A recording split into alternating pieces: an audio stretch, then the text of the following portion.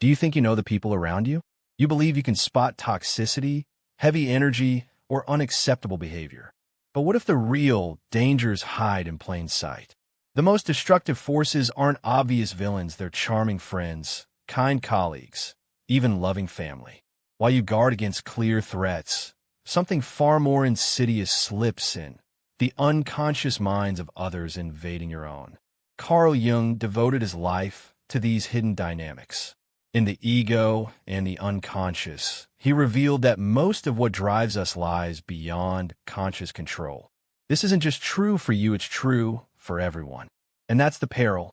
When someone ignores their inner darkness, that shadow seeks a host. Often, that host is you. Think about it. How often do you feel drained after a conversation? Blamed for things you didn't do? Cast as the hero in someone else's tragedy? Jung called this projection an unconscious mechanism where others dump what they refuse to face onto you. Suddenly, you're no longer yourself. You become their symbol. Enemy, savior, mirror. None of it real. The scariest part? You don't even notice. You think you're helping, being empathetic, mature. Meanwhile, you're drowning in their psychic field, resolving their conflicts, manipulated by forces they don't understand. Jung warned, the greatest threats aren't deliberate evil, but unintegrated unconsciousness, people ruled by masks, traumas, complexes. They infiltrate silently through comments, silences, until you doubt your own reality. Maybe this is happening now in a relationship, friendship, or family. You're blaming yourself, wondering what's wrong with you. Nothing, but you're a vessel for their unconscious. In this video, we'll uncover 6 Jungian types of emotional danger, profiles that harm not for malice, but blind inner forces. Drawing from Ion, the ego, and the unconscious, and archetypes of the collective unconscious, we'll spot them and see if one's in you. Ready? Breathe deep. After this, you'll never see people or yourself the same way. Imagine living with someone who blames you for everything they feel, who turns your presence into a trigger, who makes you feel responsible for emotions you never caused. At first, they seem fragile, sensitive, deep.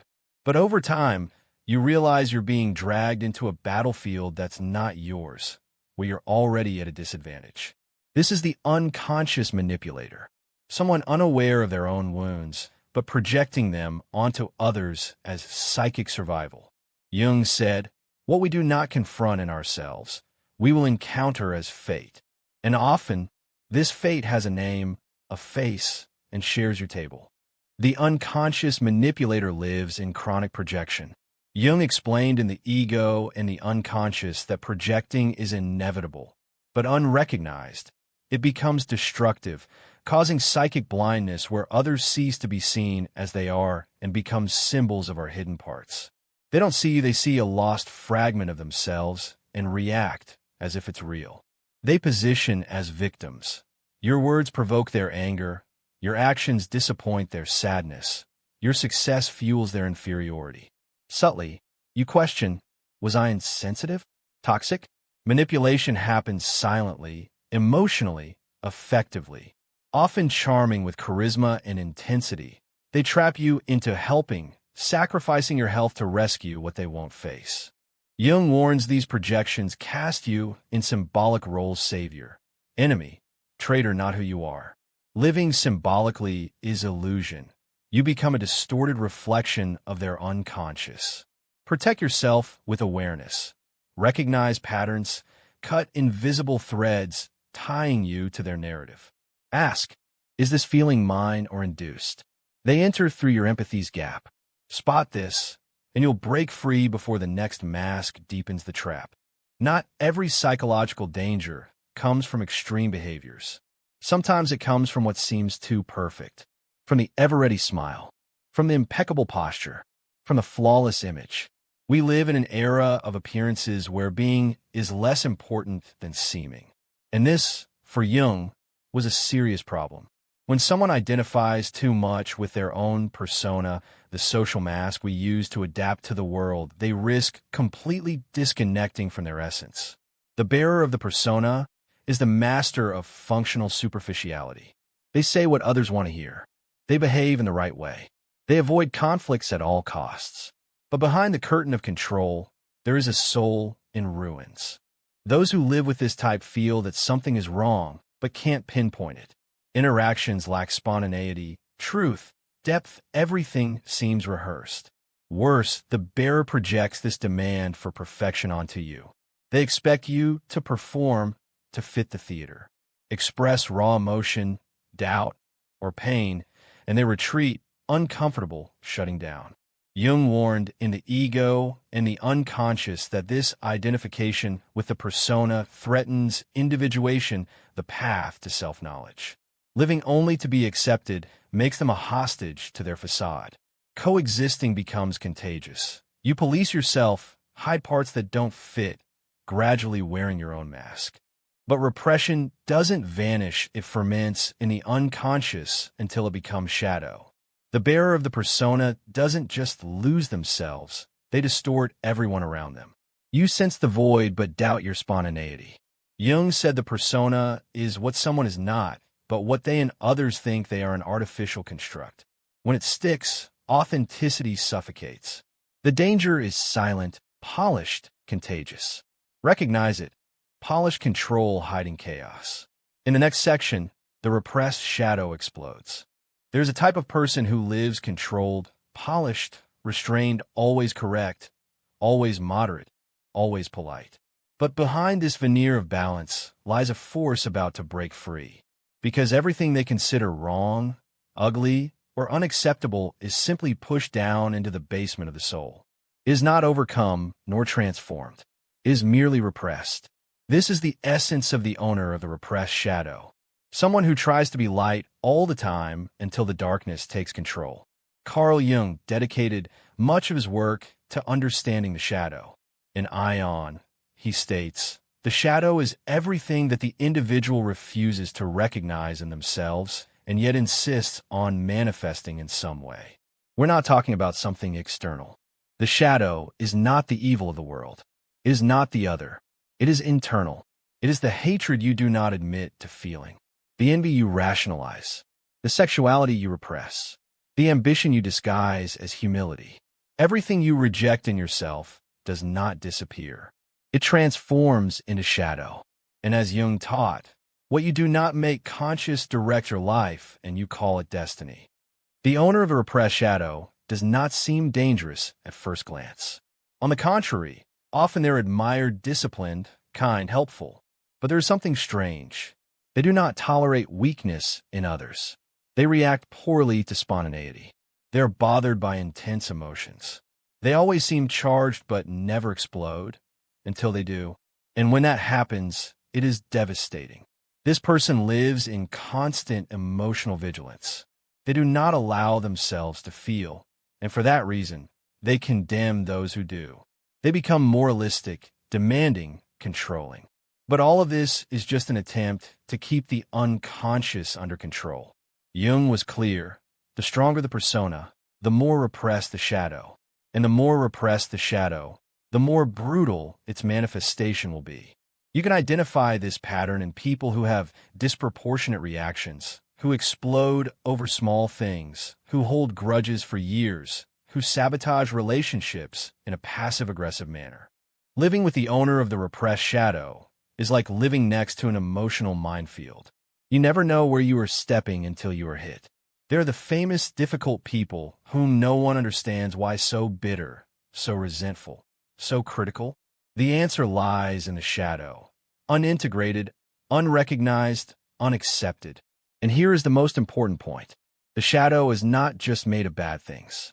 Jung made it clear that it also contains your denied potential, your repressed creativity, your hidden strength. But when ignored, all of this turns into poison. This poison contaminates relationships, environments, and especially those closest, often fed by an illusion of superiority or rigid moral ideals. This repression turns guilt into a tool of control. But this is just the prelude to the next type. The moral controller, who not only represses their own desires, but makes you feel guilty for living yours. Not every executioner carries a sword. Some wield crosses, rules, and dogmas, cloaking their control in the guise of virtue. This is the moral controller, the guardian of ethics, who imprisons you in guilt and shame. Jung saw this archetype clearly. Excessive moralism signals a profound disconnection from the self, where projection turns others into sinners to preserve an illusion of purity. Imagine sharing a home with someone who never outright attacks, but constantly dissects your choices.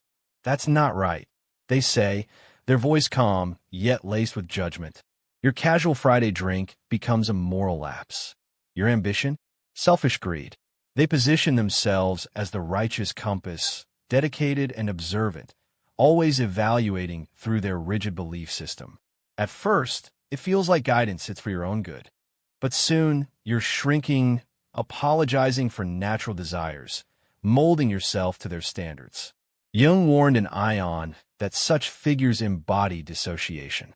They project their shadow, the repressed impulses, envies, lusts onto you, condemning what they refuse to face. Believing they're saving your soul, they genuinely think they're right. This self-deception makes them lethal. Their criticism drips with false spirituality. Phrases like, "You'll thank me later," masking coercion. Living under the moral controller erodes your psyche. You feel perpetually judged, your spontaneity policed, your humanity diminished. Families breed them parents who equate obedience with virtue, religions twisting faith into control. Jung viewed this as a barrier to individuation. True growth demands integrating the shadow, not outsourcing it. Their danger lies in the contagion. You internalize the guilt, repressing your own vitality to fit their ideal. They thrive on this moral high ground, suspicious of joy, preaching beliefs to avoid their contradictions. Yet, beneath the facade, their unacknowledged demons ferment, ready to erupt. Spot them by the finger-pointing without introspection, the need for superiority. Protect yourself by questioning, is this guilt mine or theirs? Reclaim your sovereignty. Jung's path to freedom starts with awareness, refusing to carry their shadow. The moral controller doesn't explode like the repressed shadow. They suffocate slowly, turning relationships into cages. But their control crumbles when you refuse the role of sinner. As Jung taught, what you do not make conscious directs your life. Shine light on their projections and watch the illusion shatter. Next, we uncover the complex individual, volatile puppets of unconscious traumas. Stay vigilant, the unconscious jungle grows denser. Imagine someone whose emotions dictate their reality. One moment, they embrace you with genuine warmth. The next, a trivial comment triggers an explosion you never anticipated. This is the person dominated by complexes, autonomous psychological forces operating beneath consciousness. Jung described complexes as fragmented personalities within us, born from unresolved traumas and psychic wounds. They are not character flaws, but autonomous nuclei of emotion and memory that can seize control of consciousness without warning. When activated, these complexes override rational thought entirely. A simple phrase reconnects to an old abandonment or humiliation, and those nearby become unwitting targets of emotional storms they did not create. The complex person genuinely believes they are reacting rationally, but they are reliving undigested emotions from the past. What makes this type particularly dangerous is the unpredictability layered with moments of genuine affection. The complex person oscillates between emotional extremes, explosions interspersed with lucidity, regret, and authentic connection.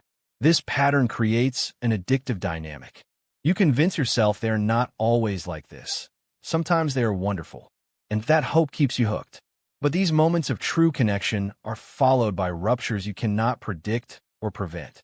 You begin walking on eggshells, measuring words, avoiding certain topics, all to prevent awakening the unconscious monster. Yet here is the brutal truth. That monster is always there, latent and hungry, waiting for any trigger. Your careful navigation cannot contain it. Living alongside someone dominated by complexes means existing in constant alert, never experiencing emotional stability. The present becomes contaminated by ghosts of their past. Jung warned that unrecognized complexes colonize the psyche entirely. They speak for you, feel for you, act for you. In a complex person, this takeover happens frequently and dramatically. They may be dominated by a complex of inferiority, martyrdom, abandonment, or persecution, each with its own narratives, emotions, and demands on those around them. The more you try to maintain peace, the more you feed the illusion that the uncontrollable can be controlled. And gradually, without realizing it, you too become colonized by their unconscious. You start doubting your own memory, your feelings, your reality. This is the most insidious danger, losing yourself in the attempt to manage someone else's psychological chaos. The path forward requires recognizing that their eruptions are not your responsibility to prevent or heal. Some people don't want your presence. They want your energy, and they will do everything to drain it, not with violence, but with subtle demands, chronic victimhood, and emotional dependency camouflaged as affection. This is the psychic vampire, the most silent and insidious form of emotional draining that Carl Jung ever warned about. In Jungian language, it represents the unresolved symbiotic relationship, the pathological bond that hinders psychic growth and dissolves the contours of the self. The psychic vampire lives in a state of emotional parasitism. They need your constant attention, your daily comfort, your being available all the time. But behind the neediness lies a void that is not yours, a void you will never be able to fill. You start by offering support, then you give time, then you tolerate emotional abuse in the name of understanding, until you realize that all your energy is being drained and that you no longer know where the other ends and where you begin. The exhaustion is profound, not just physical, but existential. It feels as if your soul is being devoured drop by drop, day after day. Jung spoke of people who, unable to sustain themselves psychically, attach to others like emotional parasites. And as cruel as it may seem, this is the truth. The psychic vampire does not want to grow. They want to be carried. But the danger is not just in the exhaustion. It is in the dissolution of the self. You start to feel guilty for wanting space, selfish for wanting silence, cold for wanting distance. Because the psychic vampire is a master at reversing roles. From victim, they become accuser. From needy, they become manipulator. Before you realize it, you're living to avoid crisis, to maintain peace, to sustain a bond that is killing you inside. Jung offers us a path. Make the unconscious conscious. This applies to both others and ourselves. Because perhaps at some point in life, you too have been a psychic vampire, a complex person, or a bearer of the persona. None of us is immune. We all have shadow. We all have pain. The difference lies in who has the courage to look within and who chooses to project that weight onto others. This is the first and most powerful form of freedom, not about blaming others, but about stepping out of the hostage position, about reclaiming sovereignty over your own psyche. The more light we shed on the unconscious, the less it controls us. You've journeyed through the shadows with Jung unconscious manipulators, persona bearers, shadow owners, moral controllers, complex souls, psychic vampires. Each one a mirror, reflecting not just their darkness, but yours too. The truth hits hard. Freedom isn't escaping them. It's reclaiming your psyche from the invasion. Remember Jung's words. Until you make the unconscious conscious, it will direct your life, and you'll call it fate. This video shattered illusions, exposed projections, and armed you with awareness. Now, the path forward is yours. Step 1. Audit your relationships. Who drains you? Who projects their chaos? Who demands your empathy while ignoring their own depths? Cut those invisible cords, not with anger, but with fierce boundaries. Say no to being their vessel. Step 2. Turn inward. Face your own shadow, the anger you deny, the envy you mask, the complexes that hijack your reactions. Journal nightly. What emotion today felt borrowed? What role did I play that wasn't me? Integrate, don't project. Jung's individuation demands it. You've felt the exhaustion of symbiotic bonds, the confusion of emotional minefields. But awareness is the dawn. Imagine waking daily sovereign, untouched by others' unconscious storms. That's your freedom. Start today. Pause this video, list one relationship to reassess, one shadow trait to confront. Your future self thanks you. This isn't the end, it's ignition. Those who made it here aren't victims anymore. You're warriors of the psyche. Jung warned of these dangers because he believed in your power to transcend them. Apply this. In every interaction, ask, is this mine or theirs?